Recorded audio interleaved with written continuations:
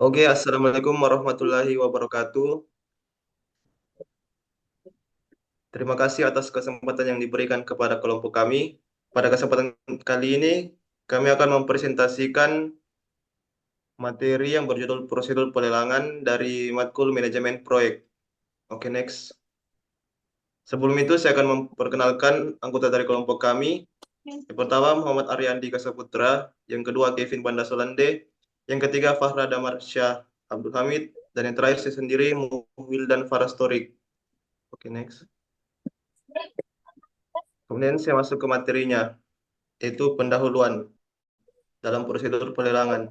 Dalam menyikapi era globalisasi, pemerintah berupaya melakukan perubahan dalam peraturan proses pelelangan pekerjaan konstruksi, di mana proses pelelangan pekerjaan konstruksi diharapkan menjadi lebih efisien, efektif, terbuka, mampu bersaing, transparan, adil, dan akuntabel.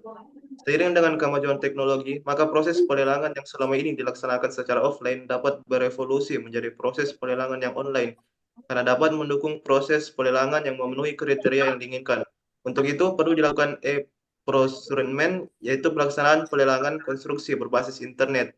Pelelangan secara online merupakan salah satu dari kemajuan teknologi informasi yang perkembangannya di Indonesia kurang begitu pesat, khususnya dalam pelelangan pekerjaan konstruksi, sehingga sangat diharapkan setelah adanya perubahan peraturan dalam proses pelelangan pekerjaan konstruksi. Next. Kemudian isi dari pembahasan yaitu pertama pengertian pelelangan konstruksi, yang kedua jenis-jenis pelelangan konstruksi, yang ketiga tahapan prosedur pelelangan konstruksi, yang keempat prinsip-prinsip pelelangan konstruksi, yang kelima sumber hukum pelelangan, yang keenam aturan dalam proses pelelangan, dan terakhir tantangan dan solusi. Next.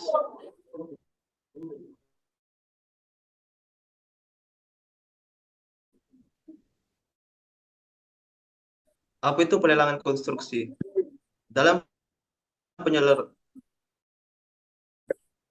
dalam penyelenggaraan proyek konstruksi, sebabkan itu pelelangan juga merupakan tahapan yang sangat penting bagi penyedia jasa konstruksi. Karena sukses atau tidaknya perusahaan tergantung keikutsertaan perusahaan barang dan jasa dalam mengikuti pelelangan. Menurut Tri Anggraini pada tahun 2007, lelang jasa konstruksi dapat diartikan sebagai serangkaian kegiatan untuk menyediakan kebutuhan barang atau jasa yang seimbang dan memenuhi syarat, berdasarkan peraturan tertentu yang ditetapkan oleh pihak terkait. Oleh karenanya, dalam hal ini dikatakan bahwa tujuan utama pelelangan adalah memberikan kesempatan yang seimbang bagi semua penawar, sehingga menghasilkan harga yang paling murah dengan hasil yang maksimal. Oke, kepada pemateri selanjutnya, Saudara Fahra Damarsyah. Saya persilahkan. Ya, di sini saya akan menjelaskan tentang jenis-jenis pelelangan konstruksi. Pelelangan satu itu pelelangan umum. Di sini pelelangan umum, serta pada pelelangan jenis ini sudah ditentukan oleh owner, di mana undangan tender akan dikirim via email ke masing-masing kontraktor. Kedua, pelelangan terbatas. Peserta pada pelelangan ini sudah ditentukan oleh owner, di mana undangan tender akan dikirim via email ke masing-masing kontraktor, dan nantinya kontraktor akan memberikan jawaban terhadap owner atau konsultan akan mengikuti proses pelelangan atau tidak. Dakwaan pilih termasuk dalam pelelangan jenis ini. Ketiga, penunjukan secara langsung. Pelaksanaan pengadaan barang dan jasa yang dilakukan dari rekanan golongan ekonomi lemah tanpa melalui pelelangan umum, pelelangan terbatas atau pelelangan langsung dengan kriteria penyedia jasa yang ditentukan telah lulus pro prakualifikasi dan telah diketahui dengan pasti kemampuannya, baik dalam segi peralatan, personil, dan finansial. E. Empatnya, procurement. Procurement merupakan aplikasi dari pelaksanaan pelelangan secara elektronik berbasis internet. Aplikasi ini dapat berfungsi untuk media pengumuman, tempat penyimpanan dokumen, sekaligus sebagai alat bantu dalam proses seleksi.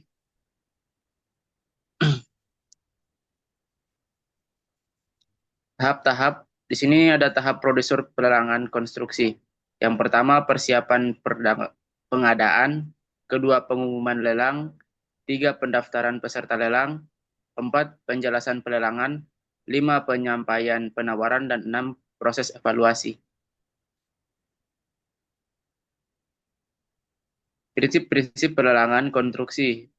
Pelelangan konstruksi adalah proses yang digunakan untuk memilih kontraktor yang akan melaksanakan proyek konstruksi. Berikut adalah beberapa prinsip utama, yaitu satu, transportasi, kedua, persaingan yang sehat, tiga, kelayakan, keempat, penawaran yang wajar, kelima, evaluasi yang objektif, enam, akuntabilitas, tujuh, kepatuhan hukum, dan ke-8, keberlanjutan.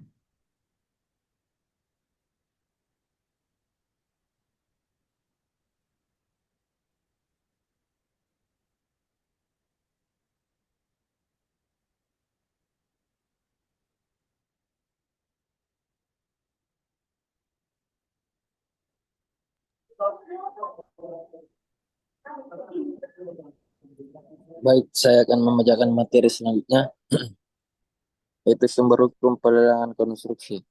Pelaksanaan pelelangan di Indonesia diatur oleh Keputusan Presiden Republik Indonesia tentang pelaksanaan anggaran pendapatan dan belanja negara dalam kurung Kepres tentang pelaksanaan APBN. Kepres yang mengatur pengadaan barang dan jasa telah beberapa kali mengalami penyempurnaan. Contohnya Kepres nomor 14A tahun 1980 tanggal 14 April 1980 disempurnakan menjadi Kepres nomor 18 tahun 1981 tanggal 5 Mei 1981 tahun anggaran 1984 sampai 1985 telah dikeluarkan Kepres nomor 29 tahun 1984 tanggal 21 April 1984 sebagai pengganti Kepres nomor 14A tahun 1980 dan Kepres nomor 18 tahun 1981. Kemudian disempurnakan kembali dengan dikeluarkannya Kepres nomor 16 tahun 1994. Dilanjutkan Kepres nomor 6 tahun 1999, Kepres nomor 18 tahun 2000 dan terbaru Kepres nomor 80 tahun 2003.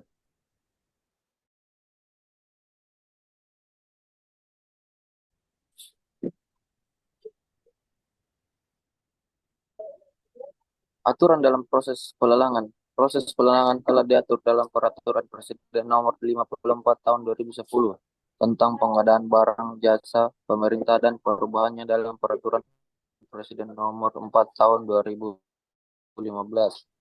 tentang perubahan keempat atas Perpres Nomor 54 Tahun 2010 tentang pengadaan barang jasa pemerintah yang mengatur pelelangan di lingkup pemerintah.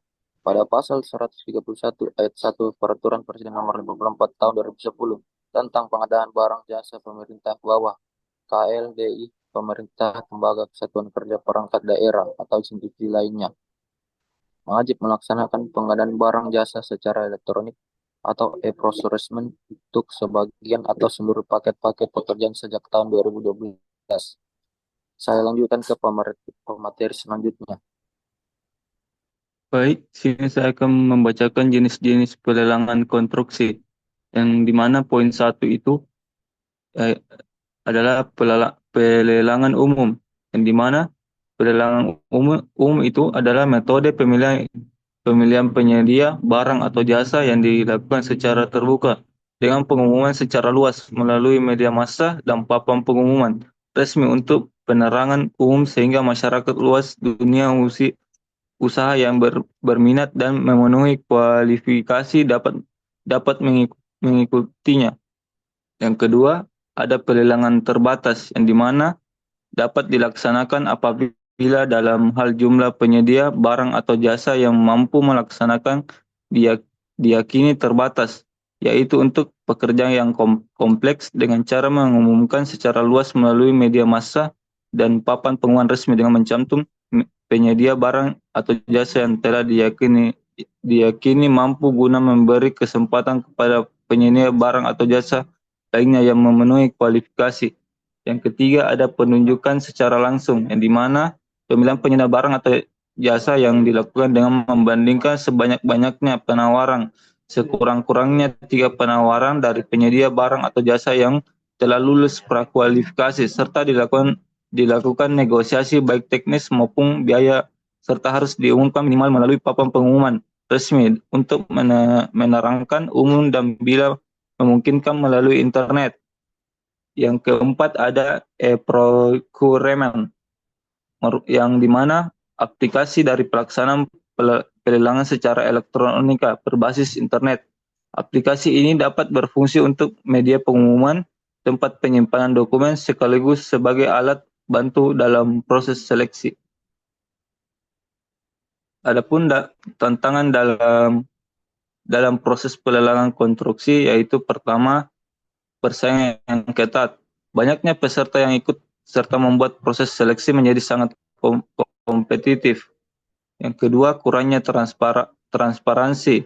Proses yang tidak transparan dapat menimbulkan kecurigaan dan konflik. Yang ketiga, dokumen yang rumit. Penyusunan dokumen yang kompleks seringkali menjadi kendala bagi penyedia jasa. Yang keempat, perubahan regulasi. Perubahan peraturan yang sering terjadi dapat membingungkan peserta lelang. Yang kelima, kualitas penawaran yang beragam. Tingkat kualitas penawaran yang berbeda-beda menyulitkan panitia untuk memilih pemenang yang tepat. Yang keenam, risiko keuangan. Risiko pembiayaan dan pengelolaan anggaran yang tidak tepat dapat berdampak pada keuangan. Yang terakhir itu ada solusi untuk mengatasi tantangan, di mana poin pertama yaitu penyuluhan dan pelatihan, yang dimana mengadakan pelatihan bagi penyedia jasa untuk memahami proses dan persyaratan pelelangan. Yang kedua ada penerapan sistem e-leasing yang menggunakan platform digital untuk meningkatkan transparansi dan efisiensi dalam pengajuan penawaran. Yang ketiga, standarisasi dokumen, mengembangkan format dan template dokumen lelang yang jelas dan mudah dipahami. Yang keempat, sosialisasi peraturan, yang dimana melakukan sosialisasi regulasi terkini secara berkala kepada semua pihak terkait. Yang kelima, evaluasi yang sistematis, menggunakan kriteria evaluasi yang jelas dan objektif untuk menilai penawaran. Yang terakhir, ada pengolahan risiko yang baik, melakukan analisis risiko yang mendalam untuk meminimalisir potensi masalah finansial. Dengan memahami tantangan dan penerapan solusi yang tepat, proses pelelangan konstruksi dapat berjalan lebih lancar dan efisien. Saya kembalikan ke moderator.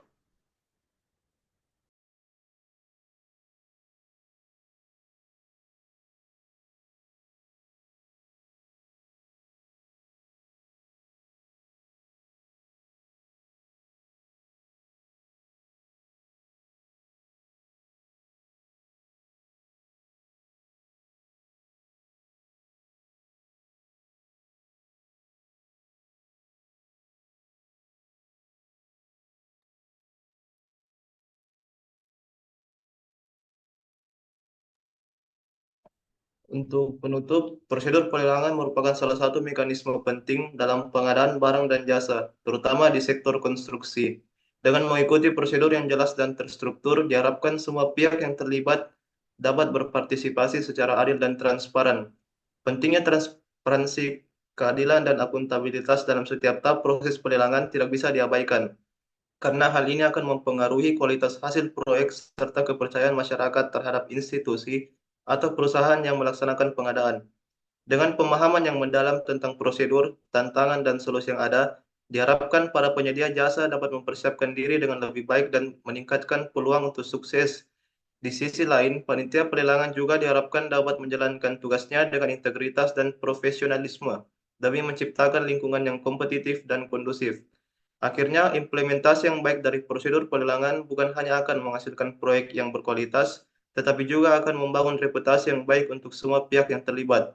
Mari kita terus tingkatkan pemahaman dan praktik terbaik dalam pelelangan demi pembangunan yang berkelanjutan dan berkualitas. Baik, sekian dari presentasi kelompok kami. Mohon maaf apabila ada kesalahan kata dan kalimat. Terima kasih. Assalamualaikum warahmatullahi wabarakatuh.